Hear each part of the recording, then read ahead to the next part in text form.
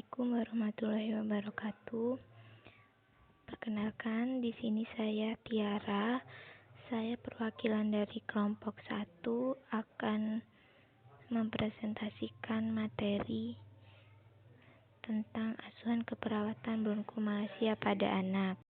Angka kematian bayi baru lahir dengan kelainan kongenital atau kelainan bawaan di dunia yaitu sekitar 303.000 jiwa pada 4 minggu pertama setelah lahir setiap tahunnya.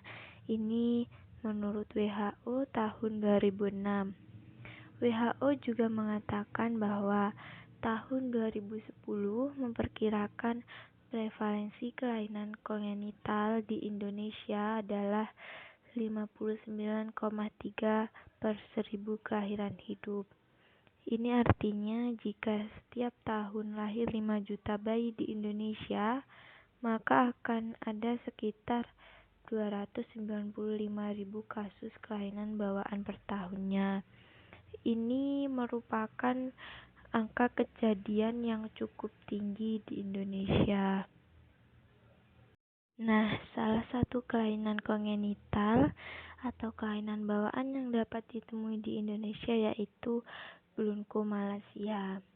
Bronkomalasia ini biasanya banyak menyerang pada usia kurang dari 6 tahun. Dan prevalensi bronkomalasia di Indonesia sendiri belum diketahui secara pasti. Namun bronkomalasia sendiri dapat ditangani dengan tindakan pembedahan atau trakeotomi. Dengan angka kejadian yang cukup tinggi ini, maka sangat perlu dilakukan pencegahan yang lebih optimal. Tindakan asuhan keperawatan yang tepat pada anak dengan kelainan kongenital bronkomalasia penting dilakukan dan harus diperhatikan oleh perawat. Apa sih bronkomalasia itu? Jadi, bronkomalasia merupakan masalah bawaan atau kelainan kongenital yang timbul karena kurang berkembangnya tulang rawan pada trakea dan bronkus sehingga menyebabkan saluran udara mengecil atau menyempit. Biasanya saluran udara akan menyempit pada saat ekspirasi. Lalu karena menyempitnya saluran udara akan mencegah dahak dan sekresi di situ. Biasanya banyak menyerang pada anak, terutama usia kurang dari 6 tahun. Dan malasia nafas kongenital ini merupakan salah satu dari beberapa penyebab obstruksi saluran udara irreversibel pada anak-anak. Bronkomalasia ini paling sering terjadi pada saat bayi baru lahir. Namun, sampai saat ini masih belum diketahui etiologinya ataupun mengapa tulang rawan tidak terbentuk dengan baik. Patofisiologi bronkomalasia. Jadi pada bayi, cincin tulang rawan belum tumbuh secara sempurna atau cincin kecil berbentuk aneh, tidak cukup kaku, bahkan belum terbentuk sama sekali. Hal itulah yang menyebabkan saluran nafas pada trakea mengalami penyempitan. Khususnya penyempitan itu terjadi pada saat ekspirasi. Maka dari itu akan menyebabkan mengi, batuk, sesak nafas, atau nafas cepat. Karena penyempitan itu juga akan menyebabkan penumpukan dahak atau sekresi di situ. Ketika masalah yang sama terjadi di saluran nafas kecil atau disebut bronkus, inilah yang dinamakan bronkomalasia. Bronkomalasia sama, saluran udara menyempit. Hal ini dikarenakan pelunakan dinding saluran nafas. Tanda dan gejala bronkomalacia, tanda-tandanya seperti nafas cuping hidung, penggunaan otot bantu nafas, sesak nafas, sakit nyu, dyspnea, hiperinflasi dada. Lalu gejalanya seperti 1-4 hari sebelumnya didapat pilek encer, hidung tersumbat, demam subfebrile, kecuali infeksi sekunder oleh bakteri, dan puncak gejala pada hari kelima sakit seperti batuk, sesak nafas, sakit nyu, mengi, dan lain sebagainya. Ada 3 macam pemeriksaan penunjang untuk bronkomalacia. Yang pertama, bronkoskopi. Ini merupakan pemeriksaan atau inspeksi langsung terhadap laring, trakea, dan bronkus melalui suatu alat bronkoskop logam standar atau seperti sebuah sikat kateter atau forceps biopsi yang dimasukkan melalui mulut sampai bronkus, dan ini bertujuan untuk mengambil sekresi dan jaringan untuk pemeriksaan sitologi. Yang kedua yaitu CT scan. CT scan paru-paru ini merupakan salah satu metode pencitraan yang digunakan untuk mendiagnosa dan memantau tata laksana dari berbagai kelainan pada paru-paru. Tujuannya untuk mendeteksi struktur abnormal pada paru-paru. Selanjutnya, MRI dada atau magnetic resonance image. Ini merupakan pemeriksaan yang memanfaatkan medan magnet dan energi gelombang radio untuk menampilkan gambar struktur dan organ tubuh. MRI ini memberikan gambaran struktur tubuh yang tidak didapatkan pada tes lain. Pathway dari bronkomalacia.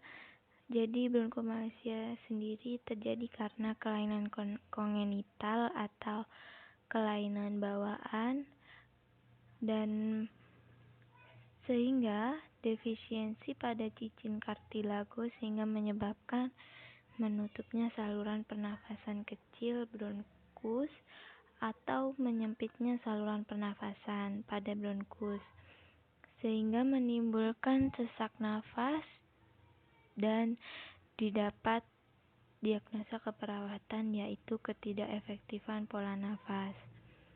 Juga menimbulkan hipoksia sehingga asidosis respiratorik, dan mendapat diagnosa keperawatan yaitu gangguan pertukaran gas. Dari sesak nafas sehingga batuk tidak efektif. Lalu bisa terjadi infeksi di tulang rawan sehingga didapat diagnosa keperawatan risiko infeksi. Dari batuk tidak efektif menyebabkan akumulasi mukus, pengeluaran energi yang berlebih sehingga menyebabkan kelelahan, didapat diagnosa keperawatan yaitu intoleransi aktivitas dan juga ketidakseimbangan nutrisi.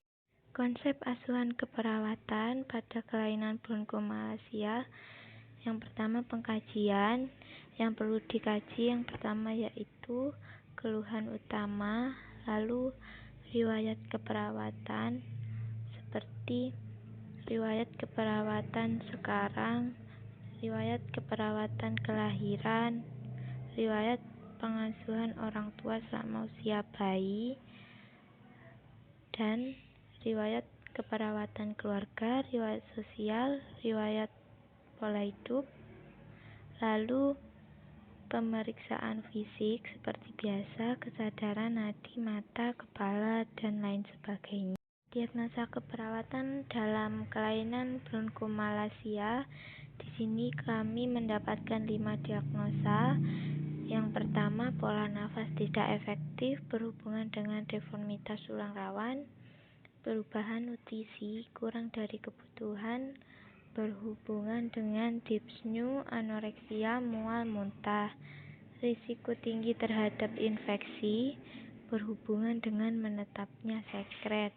Intoleransi aktivitas berhubungan dengan insufisiensi ventilasi dan oksigenasi. Ansietas berhubungan dengan perubahan status kesehatan. Selanjutnya, pada tahap intervensi untuk diagnosa pola nafas tidak efektif yang berhubungan dengan deformitas tulang rawan, ini bertujuan untuk memperbaiki pola nafas sehingga dapat dilakukan intervensi, yaitu salah satunya ajarkan pasien pernafasan diafragmatik dan pernafasan bibir. Rasional membantu pasien memperpanjang waktu ekspirasi. Dengan teknik ini, pasien akan bernafas lebih efisien dan efektif. Selanjutnya, pada diagnosa keperawatan, perubahan nutrisi kurang dari kebutuhan tubuh berhubungan dengan dyspnea, anoreksia, mual, dan muntah. Tujuannya yaitu menunjukkan peningkatan berat badan. Bisa dilakukan kaji kebiasaan diet. Rasional, pasien distres pernafasan akut, anoreksi karena dyspnea, produksi sputum. Untuk diagnosa selanjutnya yaitu risiko tinggi terhadap infeksi yang bertujuan untuk mengidentifikasi intervensi untuk mencegah risiko tinggi. Bisa dilakukan awasi suhu. Rasionalnya, demam dapat terjadi karena infeksi atau dehidrasi. Selanjutnya yaitu diagnosa keperawatan intoleran aktivitas berhubungan dengan insufisiensi ventilasi dan oksigen yang tujuannya untuk menunjukkan perbaikan dengan aktivitas intoleran. Intervensinya, dukung pasien dalam menegakkan latihan teratur dengan menggunakan exercise, berjalan perlahan, atau latihan yang sesuai. Rasionalnya, otot-otot yang mengalami kontaminasi membutuhkan lebih banyak O2. Selanjutnya, pada tahap evaluasi, jadi pada tahap ini merupakan tahap terakhir dari proses asuhan keperawatan yang telah dilakukan. Evaluasi ini merupakan perkembangan kesehatan klien yang dapat dilihat dari hasilnya, yang bertujuan untuk mengetahui sejauh mana tujuan keperawatan didapat. Kesimpulan, jadi bronkomalacia sendiri merupakan masalah bawaan atau kelainan kongenital yang terjadi khususnya pada umur kurang dari 6 tahun. Dan bronkomalacia ini disebabkan oleh kurang berkembangnya tulang rawan yang ada pada trakea dan saluran kecil pada bronkus, sehingga menyebabkan penyempitan, lalu akan menimbulkan beberapa gejala seperti sesak nafas, mengi, dyspnea, dan lain sebagainya. Karena penyempitan itulah juga bisa menyebabkan tertahannya dahak dan sekresi di situ. Bronkomalacia ini sering terjadi pada bayi baru lahir dan belum diketahui penyebabnya sampai saat ini. Mengapa tulang rawan masih belum terbentuk dengan baik? Oleh karena itu, di Indonesia angka kejadian bronkomalacia ini masih cukup tinggi, maka perlu dilakukan pencegahan yang optimal, khususnya tindakan asuhan keperawatan yang tepat yang dilakukan oleh perawat untuk memberikan pelayanan yang optimal sehingga akan membantu mengurangi dampak yang diakibatkan. Terima kasih. Cukup itu dulu yang bisa saya sampaikan mewakili kelompok saya. Terima kasih. Kurang lebihnya mohon maaf. Wassalamualaikum warahmatullahi wabarakatuh.